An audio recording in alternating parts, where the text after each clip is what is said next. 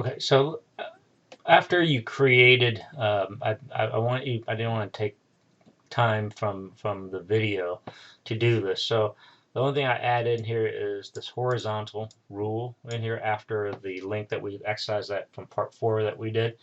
And then I created one of these sets right here, and I copy and paste it and changing it out to fill up the page with a whole ID with it. So the intention of an ID link is if you have a very long page, and instead of scrolling up and down to a certain section of a page, you're going to see some of the stuff that people do is what's called an ID.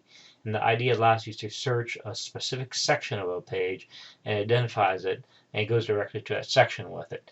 So that's the intention of this ID that you can have with it. And you see this on wiki pages, and they do this on a lot of the pages that you have up there with it. So let me show you what this page currently, what it looks like. And I did 15 of these things, okay? So let me did live server. Let me show you what this looks like. So here's that link that we did. Here's that HR line, horizontal rule. And I created a whole bunch of intentionally to just take up space on this right here.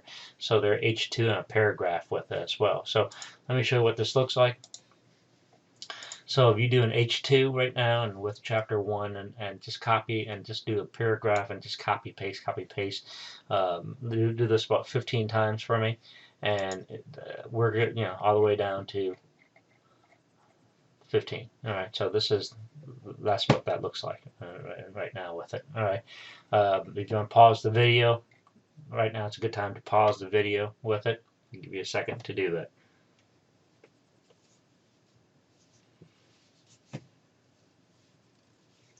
Okay, so let me pick up where we left off right now with it. So I'm going to come up to the top. I'm going to come in, I'm going to do a paragraph tag with it in here. And in this paragraph tag, what I like to do is to put an anchor link. And this is going to be href. And I'm going to set an equal.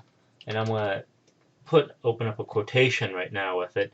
Inside that quotation, I'm going to put an ID, meaning starting with a pound C, and I'm going to just do C for chapter, and chapter 12, close off that quote with it, and close this link off with it. So inside this link, I want to say something along the line, chapter 12.